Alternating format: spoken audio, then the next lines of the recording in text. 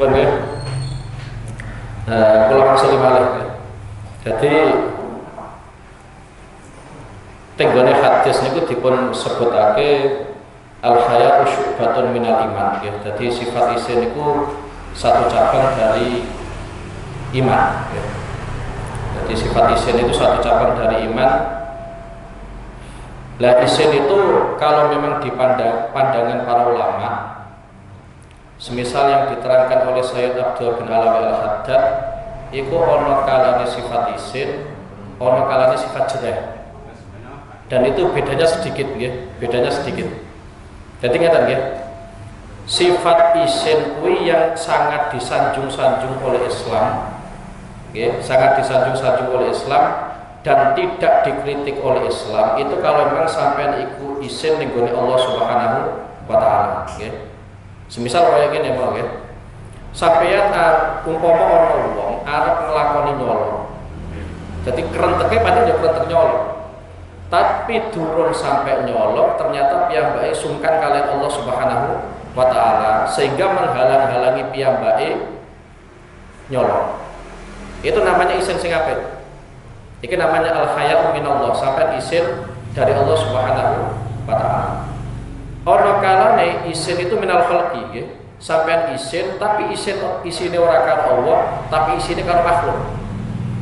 Contoh semisal umpama sampean kuwi arep ngomong kasar nggih, arep misuh semisal nggih, arep misuh.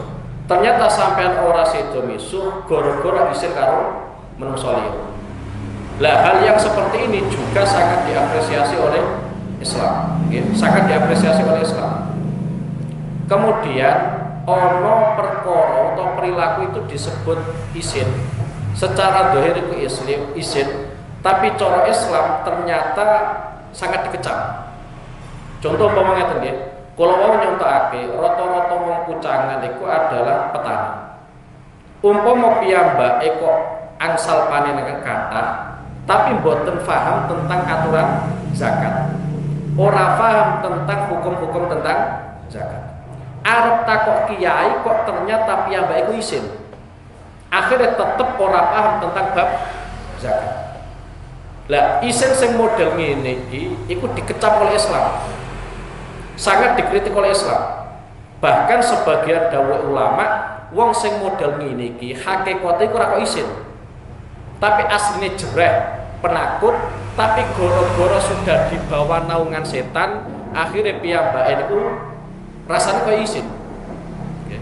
Jadi semisal contoh mau nggih, dadi sampean rata-rata iku petani, panen, ora ngerti hukume zakat. Arep takok ning gone kiai ternyata isin. Iki jenenge isin sing negatif karena itu nanti berdampak ning gone aturan agama. Utawa meneh isin ning gone makhluk tapi yang dikecam oleh Islam. Karena apa? Karena di situ membahayakan dunyane piyambake. Contoh umpama ngeten nggih. Ana wong nyileh dhuwit ning gone sampean. Ana wong nyileh dhuwit ning gone sampean. Kemudian sampean silai. Nggih. Engko nek ora tak silai ya piye? Nggih. Akhirnya sampean apa? Silai. Jadi sampean nilai gara-gara apa? Sungkan. Tapi wong sing sampean silai iki potensine dhuwit kuwi gawe nglakoni perkara sing ora bener. Lah, isin sing model ngene iki itu juga dikecam oleh apa? Oleh Islam. Nggih, dadi ana kalane isin iku dibenarkan oleh Islam, ana kalane isin iku sangat dikecam oleh Islam. Mulanya di antara sifat isin yang sangat diapresiasi oleh Rasulullah Shallallahu Alaihi Wasallam itu adalah ono sahabat kakak adik, nggih. Ono sahabat kakak adik. Adik iki nek arep nglakoni keharaman, iku piyambak isin.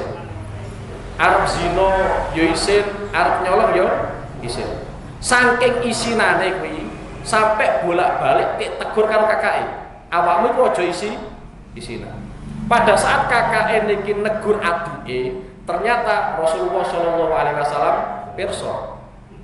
Nggih, konangan karo Rasulullah sallallahu alaihi wasallam. Akhirnya sing tegur Rasulullah ora kok adike, malah kakake. Kenapa? Karena sifat isine adike wis bener. Piyambake isin nglakoni perkara sing haram, piyambake isin nglakoni maksiat. Kan wis bener. Semono uga aja sampai sampean kuwi duweni sifat isin sing nanti potensinya adalah merugikan agamane sampean. Kita contoh para sahabat-sahabat mawon nggih. Wonten sahabat wedok iku asmane Ummu Sulaim. Nggih, Ummu Sulaim ku sahabat wedok cerdase luar biasa. Piyambake niku nate sowan ning gone Kanjeng Nabi, tangklet ning gone Kanjeng Nabi. Kanjeng Nabi wong wedok iku umpama ngipi basah iku wajib mandi napa boten. Iku padahal wong wedok nang takok perkara-perkara sing kaya ngono. Takoke langsung ning gone Kanjeng Nabi Muhammad sallallahu alaihi wasallam. Piye nek ana wong wedok mimpi basah, apakah wajib mandi? Dijawab kalian Rasulullah, ya wajib. Nek pancen bener-bener wong wedok iku mimpi basah. Ketika Kanjeng Nabi memberikan penjelasan yang seperti itu, ternyata wonten garwane Kanjeng Nabi ingkang asmanipun Ummu Salamah. Nggih, garwanipun Kanjeng Nabi sing jenenge Ummu Salamah. Beliau niku janggal. Mosok ana wong wedok iso ngipi basah. Dijawab kalian Kanjeng Nabi. Wong wedok iku ya mbok piye-piye tetep iso mimpi basah. Buktine piye? Buktine ana anak ternyata mirip mboke, ora mirip bapake. Lah cara ning gone hadis, kenapa kok ana anak mirip boke? Soalnya pada saat kumpul niku manine sing wedok luwih cepet metu dibanding manine sing lanang. Ya, dadi umpama sampean duweni anak kok ternyata mirip bojone sampean, itu berarti metune mani dhisik bojone sampean, nggih. Menawa sampean ya ora patek semangat pas gawe menawa. Akhire ya ora patek cerdas barang anak ngene kuwi. Nggih. Dadi itu di antaranya seperti itu, nggih. Lah, perilakunya Ummu Sulaim yang di situ tanya hukum tentang Rasulullah itu ternyata diapresiasi. Normale wong wedok takok urusan seperti ini kan sungkan. Wonten malih diantarane wong wedok sahabat Ansor. Niku piyambake sering takok hukum kepada Rasulullah sallallahu alaihi wasallam. Bahkan Sayyidah Aisyah iku sering ngunangi. Sering ngunangi wong wedok Ansor takok hukum ning gone Kanjeng Nabi Muhammad sallallahu alaihi wasallam. Sifat isine tek tinggalno. Nggih. Soale nek ora takok ning gone Kanjeng Nabi, afate bahayane adalah piyambake boten ngertos hukum. Mulane wong wedok Ansor kuwi sering disanjung-sanjung oleh Sayyidah Aisyah nikmatin nisaul Ansor. Apik-apike wong wedok yaiku wong wedok sahabat Ansor. Karena apa? Nek piyambake mboten ngerti hukum iku langsung takok ning gone Kanjeng Nabi Muhammad sallallahu alaihi wasallam. Ojo kok malah meneng. Wong ora ngerti hukum zakat iki modele piye, ora ngerti, ora gelem takok. Lah ora takok sing model ngene iki hukume dosa. Mulai cara Imam Ghazali teng gone Ihya niku nate ngriwayatake hadis layam bagi lil jahil ayyasquta ala jahli. Wong bodho iku ora oleh meneng atas kebodohannya. Bodoh kok istiqomah, bodoh iku mboten angsal. Nek sekirane kok bersangkutan kalian piyambake kudu ditakokno hukume piye. Semisal rata-rata zakat, semisal akekah, landhep lan akekah iku takok iku bolak-balik. Bocah murid kok goblok ora ketulungan koyo ngene iki kira. Nggih, takok akekah bolak-balik nggih. Soale bolak-balik nggih. Kula STS pun ngetes nggih. Bolak-balik ana bocah iku tak tes. Coba sampean wudu. Saya tak tes. Aku pengen ngerti wudune bocah bener ta ora. Dan ternyata sebagian kuwi ana sing ora patek merhatekno bagian siku. Nggih. Ana sing ora patek merhatekno bagian siku. Terus malah diantarane tak tes bocah-bocah wedok tak tes. Head paling sithik piro? Saged jawab sedina sewengi. Akeh-akeh head piro? 15 dina 15 wengi. Ngerti piyambake jawab? Tak jajal. Sampai umpama bulan pertama hete 3 dina, nggih. Bulan pertama hete 3 dina. Terus bulan kedua ternyata sampean kuwi ngetokno getih sampai 18 dina, nggih. Ngetokno getih sampai 18 dina. Bulan yang kedua ini yang dianggap head berapa hari? Rata-rata jawabannya kuwi 15 dina. Sing ora jawab meneng soalnya ora ngerti. Jadi bulan yang kedua apa mau ngetokno getek kok sampai 18 dina. Sing te anggap head berapa hari? Iku rata-rata jawabnya 15 dina. Karena piyambake nggadahi standar akeh-akeh haid 15 dino. Ternyata getahe metu sampai 18 dino. Padahal cara hukum Islam sing dianggap haid itu mau 3 dino tok. Lah kalau dari awal wong wedok utawa bocah iku nganggep haid 15 dino, padahal cara semestine 3 dino. Berarti kan ada 12 hari yang mestinya piyambake wajib kodok tapi ora di kodok. Nggih, mulane wis pokoke sampean latih lah kira-kira sampean sing hukum-hukum sing bersinggungan karo sampean nek sekirane ora ngerti hukumnya sampean takut mboten napa-napa. Ora bayar, nyantai mawon lah, nyantai mawon nggih. Mboten bayar nggih. Saestu nggih. Soale kula bolak-balik ngetes kados ngoten niku. Ternyata piyambak-piyambake niku ingkang kula tes ternyata mboten paham nggih. Bismillahirrahmanirrahim. Terus malih yang mriki di antara sifat yang dikritik oleh Islam itu adalah sifat rahmat. Nggih. Jadi sampean kudu duweni sifat rahmat. Nggadahi sifat welas asih. Sifat welas asih ngeten nggih. Dadi aja sampean anggap yang namanya rahmat itu kemudian mesti halus boten. Contoh di antarane nggih. Contoh di antarane wa ma arsalnaka illa rahmatan lil alamin. Aku ngutus Kanjeng Nabi itu sebagai rahmat kanggo seluruh alam.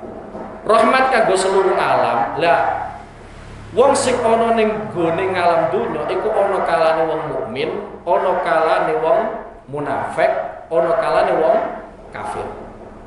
Berarti wong kafir karo wong munafik ning gone alam donya entuk rahmate Kanjeng Nabi Muhammad sallallahu alaihi wasallam. Lah, rahmat yang diterima oleh orang kafir apa? Yaitu piyambake ning gone alam donya ternyata ora disiksa.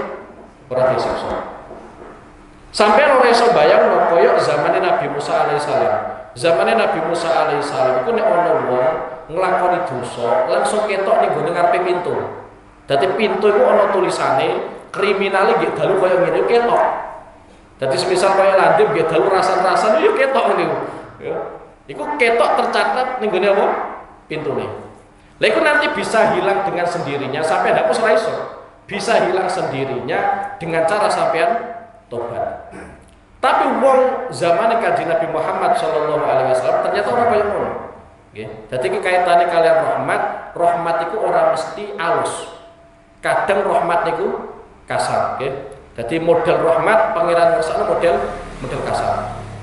Mulane sampai nek kaitane kalian rahmat teng hadis niku wonten dawuh ar-rahimun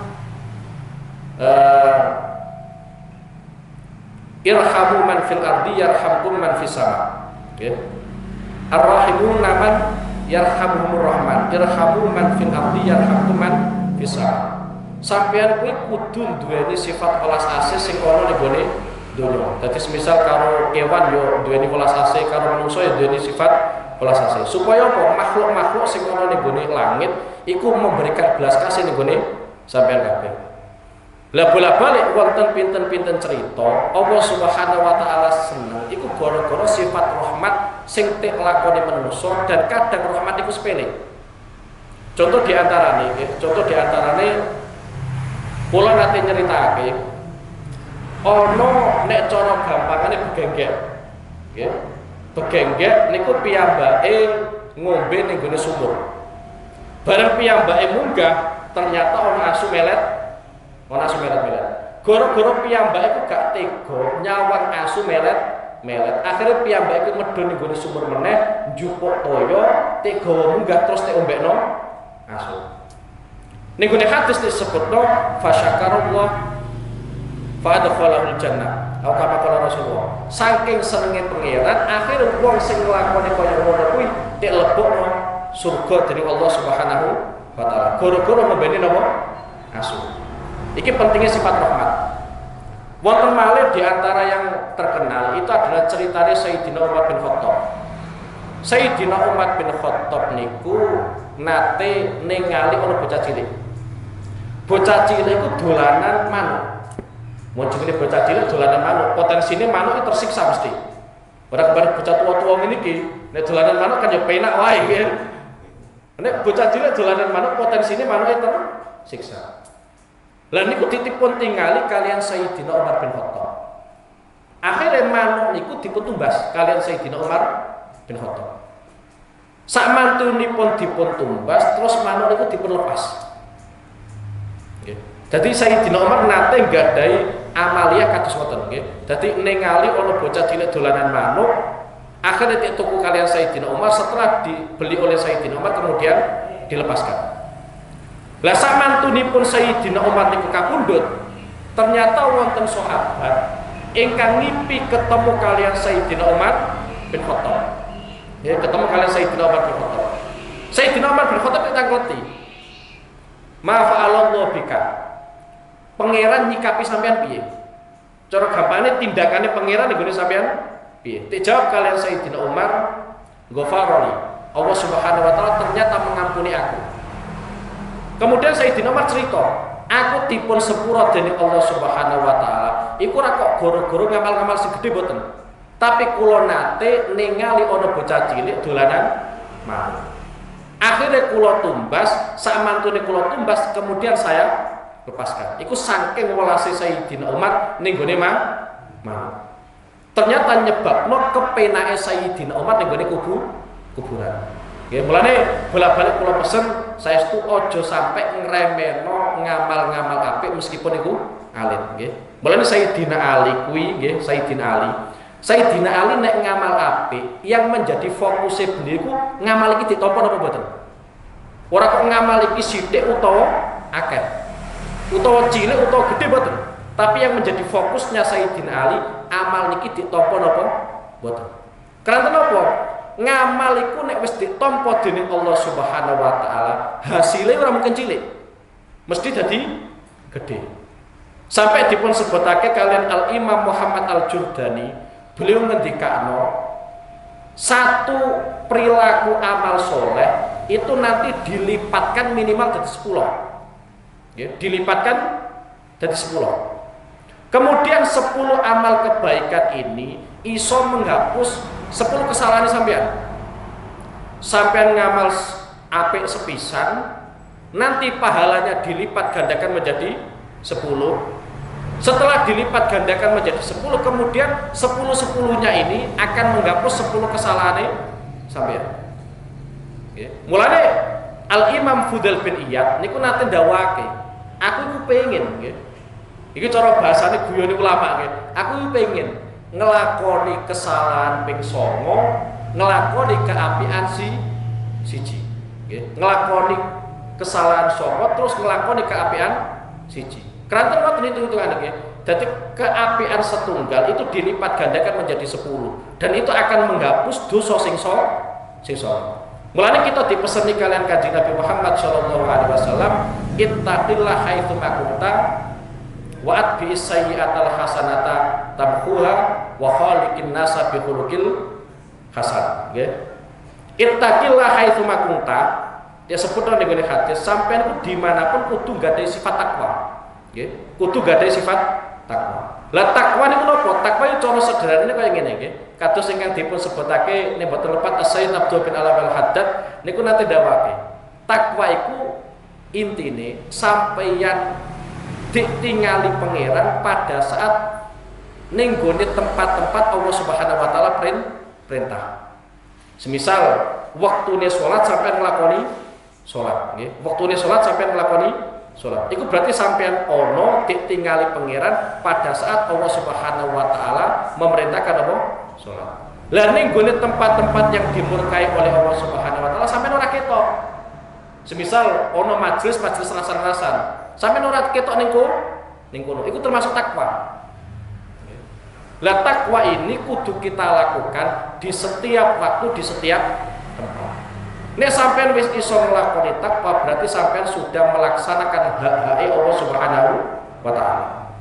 Sing nomor loro, hak sampean piyambak. Nggih, hak sampean piyambak iku apa? Wa'at bi sayyi'atal hasanata tamhuha. Sampean nek bareng nglakoni elek, cepet-cepet nglakoni apik. Wis pokoke cepet-cepetan. Ojo kok tunda-tunda. Bareng nglakoni elek, kriminal ora ketulungan, apa nglakoni apik wah kondisi wae. Kondisi wae, kondisi. Akhire ora situ nglakoni napa? Kesainan. Padahal kesainan sing sampean lakoni, sakwise sampean nglakoni keawonan, iku iso menghapus napa? Keawonan sampean. Lah, dawa wa'at bi sayyi'atal hasanat tamhuha. Iki tik dawuh Kanjeng Nabi itu untuk kepentingan pribadi orang yang melakukan kebaikan. Berarti nek sampean bareng nglakoni elek, orang nglakoni napa? Kesainan, bareng nglakoni dosa, orang nglakoni keapian, berarti sampean belum melaksanakan hak-hak sampean piyambak. Sing nomor 3 yaiku wa khaliqin nasa bi khuluqin hasan. Sampean nyerawungi menungso iku nganggo akhlak sing apik. Nggih, nganggo akhlak sing apik. Sampai wonten hadis kaya ngene nggih. Wonten sahabat tanglet ning gone Kanjeng Nabi Muhammad sallallahu alaihi wasallam. Perkara apa sing paling akeh mlebokno menungso ning gone swarga? Nggih. Perilaku apa, perkara apa sing paling akeh mlebokno menungso ning gone swarga? Dijawab kalian Kanjeng Nabi, taqwallah wa khuluqun hasan. Sing pertama yaiku takwa ning gone Allah Subhanahu wa taala, sing nomor 2 duweni akhlak sing apik. Tapi akhlak sing apik kadang mung salah kaprah. Akhlak iki iso diarani akhlak nek pancen sesuai dengan prosedure napa? Islam. Nek boten sesuai dengan prosedur Islam, namanya bukan akhlak. Mulane setan itu pinter nek godha menungso. Contoh kaya ngene nggih. Kula wis bolak-balik ngomong karo bocah-bocah wedok iku nek ape salaman karo aku, aja salaman karo aku. Ya bener iku apik. Nggih, wong salaman apik. Tapi nek ora mahram kan ya dosa, nggih. Satu sisi kita punya tanggung jawab didik murid, tapi satu sisi yang lain kita harus memberikan pendidikan kepada murid. Meskipun salaman iku ketoke sopan karo guru, tapi ternyata iku nglakoni perkara sing haram. Nggih. Dene te amal utawa te amal iku urusane piyambak-piyambak. Sing penting wis tak kandhani. Karena omone akhlak iku te anggap apik kalau memang sesuai dengan prosedur napa? Prosedur syariat. Mulane Kanjeng Nabi niku nate mengalami sebuah peristiwa. Kanjeng Nabi ku tahu beat sahabat lanang, ya tahu beat sahabat wedok. Kanjeng Nabi nek beat sahabat lanang, tek beat niku Kanjeng Nabi salaman karo sahabat-sahabat sing lanang. Salaman siji-siji. Okay. Tapi nek beat karo wedok, Kanjeng Nabi mboten salaman. Nggih, Kanjeng Nabi mboten apa? Salaman. Bukan kok berarti kemudian Kanjeng Nabi pilih kasih boten, karena mengaturane syariat koyo ngono. Nggih, dadi ana wa khaliqin nasa bi khuluqin hasan, sampeyan nyerawungi menungso iku nganggo akhlak sing apik nggih. Lah sampeyan nek ngadepi menungso, pancen menungso iku macam-macam. Nggih, ngadepi menungso iku macam-macam. Mulane Kanjeng Nabi piyambak ngadepi sahabat iku dhewe-dhewe. Nggih. Kadang Kanjeng Nabi yo keras. Kadang Kanjeng Nabi boten keras. Jadi melihat kondisi sahabat itu seperti apa? Lainnya sampean iso nglakoni wa khaliqin nasa bi khuluqin hasan, sampean serawung karo menungso dengan akhlak yang baik, berarti sampean sudah melaksanakan hak-hak masyarakat, nggih. Mulane saka hadis ittaqillah haitsu ma kunta wa atbi'is sayyi'atal hasanata tamhuha wa khaliqin nasa bi khuluqin hasan. Itu ada 3 hak yang harus sampean lakukan. Siji hak Allah yaitu rupane takwa. Sing nomor 2 hak sampean piyambak. Nggih, hak sampean piyambak. Yaiku apa? Nek bareng nglakoni kesalahan, cepet-cepet langsung nglakoni napa? Kesainan. Iku hak sampean piyambak. Sing nomor 3 yaiku hak masyarakat. Hak masyarakat sampean kudu serawung ning masyarakat dengan akhlak sing sae, nggih. Niki masih kaitane kalian rahmat. Lah rata-rata wong kok sifat welas asih iku saya sithik iku gara-gara atine wis atos. Gara-gara atine wis atos. Al Imam Fudail bin Iyad niku nate dawuhake, kenapa wong ku rata-rata atine atos? Padahal zamane beliau, zaman wali saya tumpuan, ulama isa akeh. Tapi sampun kathah wong-wong sing ning kono atine atos. Soalnya nek ati iku atos nyebabno sampean ndonga sak pegelmu, ya jar parek sembadani. Gara-gara atine napa? Atos. Dijawab kalian Fudail bin Iyad, di antara perkara sing nyebabno atine wong kuwi atos, siji ngerti hukume pangeran tapi ora dilakoni. Nggih, ngerti hukume pangeran tapi ora dilakoni. Semisal contoh sederhana kaya ngene. Salat 5 waktu iku hukume wajib. Wis ngerti nek wajib tapi ora nglakoni. Iki nek mbok lakoni tiap dina, iku iso dadekno atine sampean atos. Ngerti Jumatan iku wajib, tapi ora gelem mangkat Jumatan. Keturun ning omah, mbok keturun mbok turu pancen yo. Ora ngerti. Lha iku iso nyebabno atine sampean atos. Sing kedua, kadang kita itu mengklaim sesuatu yang tidak pernah kita lakukan. Yang dicontohkan oleh Imam Fudail bin Iyad kados ngeten nggih. Kita itu jare seneng ning gone Kanjeng Nabi, tapi anut Kanjeng Nabi kok emoh. Nggih. Umpama sampeyan tak takoki, sampeyan seneng Kanjeng Nabi ta ora? Seneng, Pak, estu seneng.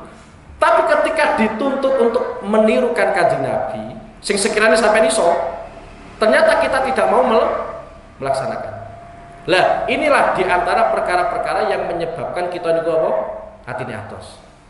Kemudian dawuh Fudail bin Iyad iku dilanjutake. Wong kuwi nek atine atos, sampeyan ndonga sak kapokmu, sampai sampeyan pegel, iku ora mungkin dongane sampeyan tek disembadani, nggih. Dadi ana donga model loro. Sing siji ora tek sembadani gara-gara wong iku atine atos. Sing kedua, ana donga kuwi ora tek sembadan-sembadani pangeran. Ora kok gara-gara atine wong sing donga niku atos mboten. Tapi gara-gara pangeran seneng krungu suarane. Dadi umpama sampean wong saleh, donga ning Allah Subhanahu wa taala terus, ya Allah muga-muga aku iku sugih, ya Allah muga-muga aku sugih. Ternyata ora tek sembadani dening Allah Subhanahu wa taala. Iku tek terangno ning gone salah setunggalipun hadis, iku gara-gara Allah Subhanahu wa taala seneng suara dongane sampeyan. Lah iya, wong ora tek sembadani kok njulak-njaluk terus iku saking senenge pangeran. Nggih, dadi ana model loro. Nek tek delok secara fisik, secara zahir padha. Sing siji ya padha ra tek sembadani tapi gara-gara atine atos. Sing siji ora tek kabul-kabulna dening Allah Subhanahu wa taala, ora kok gara-gara atine atos, tapi pangeran saking senenge krungu suarane kawulane sing sering napa ndonga. Mulane sampai wonten dawuh ad-du'a mukhul ibadah. Sampeyan ndonga iku dadi pusate napa ibadah. Nek cara anggota fisik ngono, ndonga kuwi sumsume napa ibadah. Mulane iki pentinge ndonga nggih. Mulane bolak-balik nabi-nabi ku ndonga nggih. Bahkan nggih Sayyidina Hasan niku bolak-balik ajare Kanjeng Nabi tentang ndonga. Sayyidina Hasan. Kanjeng Nabi yo bolak-balik ndonga. Ora kok terus napa mau meneng pepe Nabi terus ora gelem napa ndonga mboten, tetep ndonga. Bahkan Sayyidah Aisyah niku nanti ditangkleti kalian sahabat ingkang sanes. Donga sing sering tik waca Kanjeng Nabi niku napa? Sayyidah Aisyah jawab, donga sing paling tik gawe donga Kanjeng Nabi iku Rabbana atina fid dunya hasanah wa fil akhirati hasanah wa qina adzabannar. Sampeyan kabeh kan ya wis hafal niku ya. Hafal ora kudu aku lah ngene niku ya. Sampeyan dhewe ya wis hafal. Tapi kita seneng donga Rabbana atina fid dunya hasanah wa fil akhirati hasanah bukan kok gara-gara gampangnya mboten, tapi pengen niru Kanjeng Nabi Muhammad sallallahu alaihi wasallam. Tapi nek sampeyan ya pancen gara-gara gampangnya kan ngono ngene. Nggih, pancen kaya ngono nggih. Lah itu yang sering disampaikan oleh Sayyidah Aisyah radhiyallahu taala. Ya tadi sampean kok welase sithik, sikap peduline ning gone wong kok sithik, sikap peduline ning gone makhluk kok sithik iku nuduhno atine kita atos. Dadi nek cara ulama iku asline ngeten nggih. Wong nek pengen ngoreksi awak dhewe ne atine atos ta ora, iku ora usah dielingno wong liya. Nggih, ora usah dielingno wong liya. Mestine iso ngoreksi dhewe. Tapi umpama kita dielingno wong liya, mestine kudu matur suwun. Orang kok malah ngamuk-ngamuk. Meskipun sifat sing tek dudul niku sifat elek, tapi mestinya kudu seneng. Karena apa? Gambarnya kaya dene ulama ngeten nggih. Umpama contoh nggih. Sampai dene baju putih anyar. Ya, dene baju putih anyar. Orang ngerti ternyata sing bagian geger ana kotorane. Tek elingno karo kancamu. Ya. Kang, iku lho. Bajune sampean sing bagian guri ana kotorane. Kira-kira nek dielingno kaya ngene iki malah ngamuk ta ora? Mestine mboten, malah matur suwun sampean apa? Elingno. Sing awal mulane ora ngerti ana kotorane, saiki ngerti ana kotorane. Mestine kita mbayangno akhlak elek kita ya kaya ngono. Umpama kita gadahi akhlak sing elek, terus ana wong sing ngelingno, "Kang, akhlakmu kok elek." Mestine kudu seneng. Kenapa? Soalnya kita tik duduhno. Cuma karena kita itu sudah gimana ya? Mesti kuasai dening nafsu kita. Akhirnya yang pertama kali berontak itu adalah emosi ini. Padahal sifat elek tenan kowe ya. Dadi gambaran ulama kaya ngono nggih. Dadi nek sampean elingno dening wong liya tentang akhlak elek sampean ku sampean bayangno duweni baju anyar terus kena kotoran. Sampeyan tetep ora seneng kok kena kotoran. Tek elingno kancamu, Kang iku lho ana kotorane. Mestine matur suwun, ora kok malah ngamuk. Ora kok malah ngamuk. Nggih. Niki kaitane kalian sifat rahmat. Nggih. Bismillahirrahmanirrahim. Walau su'ila lan lamun den takoni sapa faqihun sapa wong sing ngalim fikih. An maknan saking siji makna min hadhil ma'ani saking ikilah pira-pira makna hatta anil ikhlasi sehingga saking ikhlas masalah kelawan umpamani. Au anit tawakkul utawa saking tawakal pasrah ning gone Allah Subhanahu wa taala nggih. Tapi at-tawakkul itu ba'dal amal nggih. Dadi sampeyan iku tawakal sakwise sampeyan usaha. Ora kok tawakal sithik-sithik dalile apa? Tawakal, tapi usaha ora gelem. Dadi sampeyan wis ana usaha, kemudian sampeyan pasrah nang gone Allah Subhanahu wa taala iki jenenge tawakal sing bener. Ora ana usaha blas kemudian dalil aku iki wong tawakal kok. Aku iki wong tawakal ya. Waya tok berarti nggih. Au an wajil ikhtirazi utawa saking dalane jaga anir riya saking pamer. Latawa kofa mongko yektine mandeg kono sapa faqihun fihi ing dalem makna. Ma'a annahu ing dalem sertune makna iku fardu aine faqih. Alladzi kan fihi lagi kan tetep ing dalem nggorake alladzi halaku utai kerusakane faqih fil akhirati ing dalem akhirat nggih. Dadi wong nek sing kefikihan nggih ngerti hukum fikih tok tapi ora patek tasawuf nggih. Iku rata-rata nek sampean takoki hukum fikih iku jawabe luar biasa. Tapi nek sampean takoki tentang ikhlas, tentang pamer, carane terhindar saka pamer piye, mesti kebingungan. Tapi nek mbok takoki tentang hukum fikih, wah jelasane luar biasa. Tapi fikih ya penting. Nggih. Fikih ya penting. Mulane nek mboten lepat Syekh Zainuddin Al-Malibari nggih, tiyang India, niku nate nerangake. Wong kuwi kudu belajar ilmu sing yuslihu aqidatahu. Nggih, kudu belajar ilmu sing iso memperbaiki, sing iso nyelametno akidahe. Dadi kudu ngerti pangeran iku sapa, kudu ngerti Nabi Muhammad iku nabi terakhir apa mboten, malaikat ana pira kudu ngerti. Nggih. Aja sampai tentang urusan akidah kita gak paham blas. Iki sing pertama ya. Sing kedua, ilmu sing yuslihu ta'atahu. Ilmu sing memperbaiki ketaatane. Ya semisal salate bener apa mboten, zakate bener apa mboten, posone bener apa mboten. Niku kudu diperhatekno. Iki sing kedua. Cara istilah wong Jawa adalah ilmu fikih. Sing nomor ketiga yaitu al ilmu yuslihu qalbahu. Ilmu sing memperbaiki atine. Utawa luwih terkenal ning gone istilah wong Jawa ilmu tasawuf. Dadi ilmu tauhid sing pertama, sing kedua ilmu fikih, sing ketiga ilmu tasawuf. Iku kudu diperhatekno. Ojo sithik-sithik ati, sithik-sithik ati, tapi ndoire ora patek diperhatekno. Sehingga terjadi salah paham. Contoh kaya ngene nggih. Wonten dawuh Quran iku aqimis sholata lidzikri. Sampeyan mendirikan sholat, melaksanakan sholat, tujuannya adalah untuk mengingat aku, yakni mengingat Allah Subhanahu wa taala. Engko nek wong kuwi urusane ati tok, nggih, urusane ati tok. Kadang kemudian duweni akidah-akidah sing melenceng. Ya apa? Intine sholat kan eling Allah. Lah aku ora sholat wae wis eling Allah. Kan mulai amburadul. Mulane pentingnya fikih, nggih. Pentingnya apa? Fikih. Umpama sholat itu gak penting. Sing penting kuwi eling Allah Subhanahu wa taala. Mestine Kanjeng Nabi ora usah salat. Wong sing paling eling pangeran, sing paling eling Allah iku adalah Rasulullah sallallahu alaihi wasallam. Tapi Kanjeng Nabi iku ternyata yang nglampahi apa? Salat. Ya. Dadi siji tentang akidah kudu dijaga tenanan, aja sampai ditakoki pangeranmu sapa? Yesus. Lah, aja sampai ke pangeranmu sapa? Srengenge, pangeranmu sapa?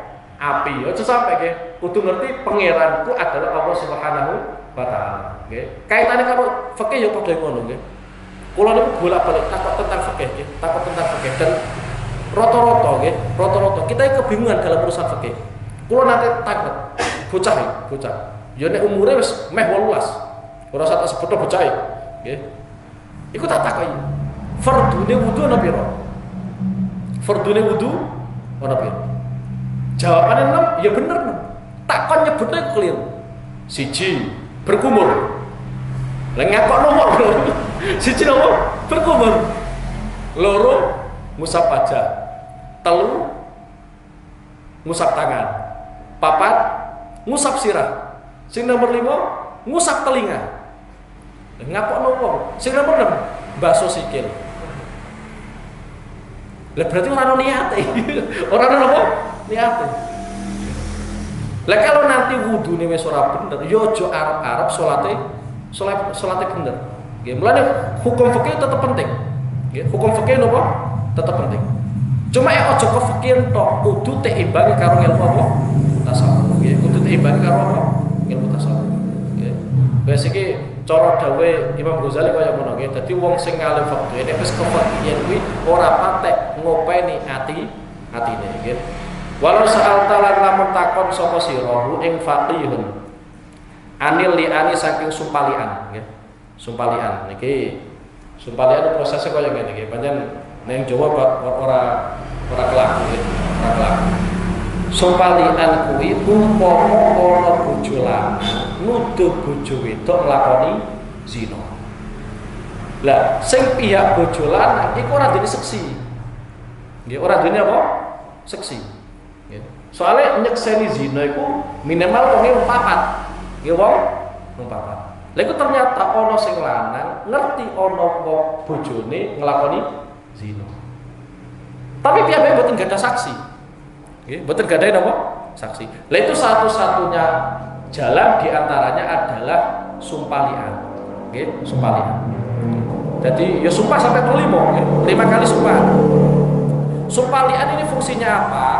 Supaya yang lelaki ketika menuduh zina kepada istrinya itu dia tidak dihukum oleh pemerintah. Itu salah satu fungsinya. Jadi fungsinya piyambake kudu sumpah itu adalah supaya piyambake boten dihukum kalian pemerintah. Soalnya nek ana wong nuduh zina ning gone bojone piyambak tanpa adanya saksi, iku cara hukum Islam kudu had, kudu dihukum. Ya, jadi wong lanang nek pengen ora dihukum, ora pengen had oleh pemerintah, maka napa? Sumpah. Lah itu namanya sumpalian. Nanti ping 5. Lah, kemudian sing wedok, nggih, sing wedok niki iku nek pengen ora dihukum pemerintah, ya piyambake kudu wani sumpah ping 5. Juga dikatakan sumpah napa? Sumpalian. Lah efeke sumpalian iku apa? Ning gone donya ora dadi bojone meneh. Ya ora iso sampean balani, nggih.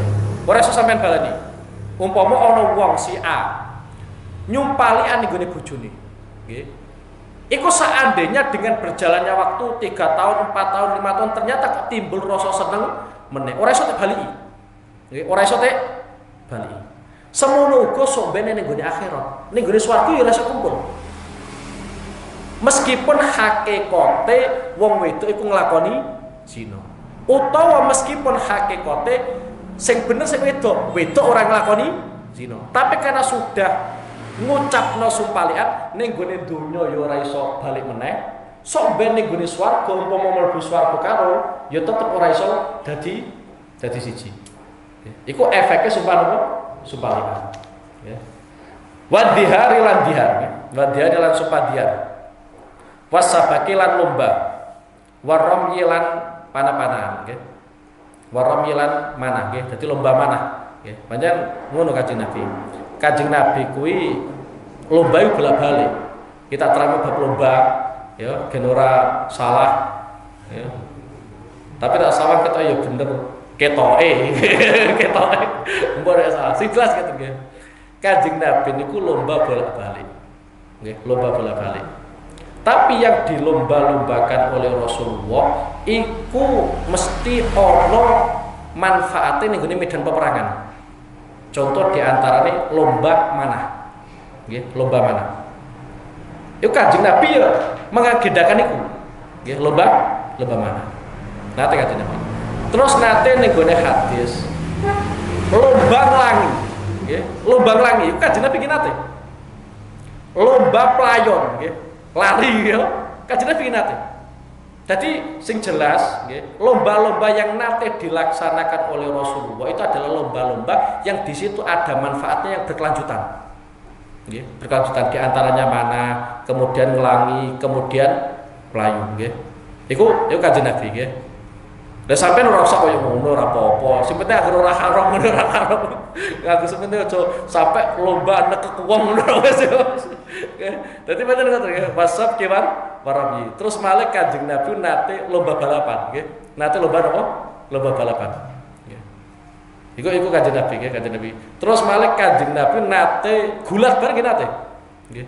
Gulat adu kekuatan. Bahkan wonten tiyang kafir niku mlebet Islam. Iku barokah gulat kalian Kanjeng Nabi, ya.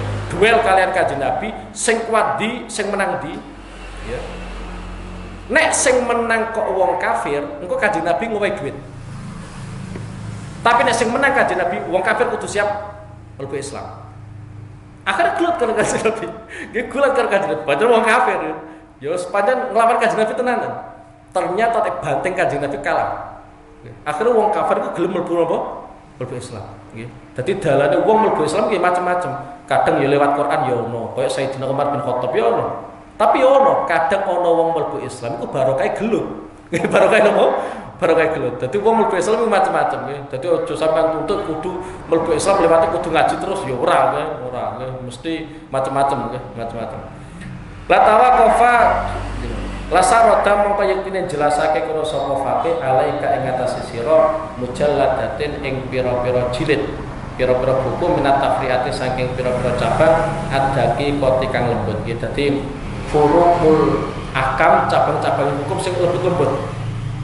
Alati kang tangkodi kang entek apa adhuru apa pira-pira mangsa wala yuhtaju lan ora den butuhake apa ila syai'in barang suwi-wiji minha saking tafriat nggih. Dadi ngene nggih. Dadi wong sing kefikihan niku kadang jelasno aturan-aturan fikih iku kadang ya nglantur. Artine nglantur, perkara-perkara sing ora terjadi iku sampai bisa diandai-andai. Contoh di antaranya ngeten nggih. Di antara perkara yang menyebabkan mandi itu ketika khasafai wong lanang nggih. Khasafai wong lanang apa capil wojo iki cara istilahnya mlebu ning gone verji nggih. Dadi nek ana capil wojo mlebu ning gone verji berarti itu mewajibkan mandi. Lah kalau yang seperti ini kan banyak yang melakukan nggih, banyak yang melakukan. Sampai di sebelah balik lagi nggih. Tapi kadang tasawur fikih nggih keekstrimen. Sampai ning gone fikih digambarno umpama ana wong mlebu verjine iwak kabeh saawake mlebu kabeh. Dadi umpama landhep ngelangi langsung mlebu ning gone verjine iwak mulai endas sampai pucuk sikil. Iku wajibno mandi napa? Mboten. Sajane jero. Jawabane bahasa itu pinter ya. Sajane. Lah ya kaya ngene kan ya jarang terjadi. Mungkin ya bahkan ora terjadi. Tapi karena menalarnya itu kadang ya ngene ku kan. Tek bayangi karo ngelamun-ngelamun bareng sampai tek bahas. Dijawab oleh ulama, ya tetap wajib. Karena yang seperti itu bukan hanya manusia tok sing mlebu, sak wong-wonge mlebu. Berarti mewajibkan apa? Mewajibkan mandi. Lah hal yang seperti itu juga dibahas oleh orang-orang ahli fikih. Nggih. Mulane sampai nek bahas fikih iku wis kadang kejeron nggih, kadang kejeron. Tapi nek fikih sampai ora lakoni iku ya merawasi. Nggih. Saestu merawasi. Contoh kayak ngene nggih. Di antaranya yang pernah disampaikan oleh Rasulullah kaitannya hukum fikih, masalah taswiyatus sufuf, ya. Masalah taswiyatus sufuf. Sampeyan nek salat jamaah iku kudu rapet. Bukan hanya rapet tapi ya kudu lurus. Ya, dadi ya lurus ya rapet. Iki meskipun sebuah kesunahan, ya, meskipun sebuah kesunahan. Tapi ketika nanti ditinggalkan, iku efeknya sangat fatal. Ya, efeknya sangat fatal. Mafsadah yang pertama, mafsadah yang pertama, efek negatif yang pertama adalah setan itu posisinya di antara dua orang ini ketika sufnya tidak rapat. Mulane hati-hati nek sampean Jumatan nggo sajadah hati-hati. Kadang sajadah wombo awake cempili. Lah sisae arep numpangin dhuwure kadang kan sungkan. Nggih. Apa nindhen ning gone dhuwure sungkan. Ora tek tindai nanti berdampak sofe kuwi renggang. Lah nek Kanjeng Nabi kan pirsa, ketika sofe ku renggang, ana setan ning gone tengah-tengahe. Mulai sampean kun khusuk ya jelas angele. Wis tipikale ora khusuk nek ana setan barang. Kira-kira kaya ngono. Iku sing pertama, efek negatif yang pertama. Jadi mesti ana setan di antara dua orang yang softnya tidak rapat. Sing kedua, iku ndadekno atine antar wong sing nglakoni salat kon rukun ku angel. Jadi semisal si A karo si B jejer, tapi ora patek rapat sofi.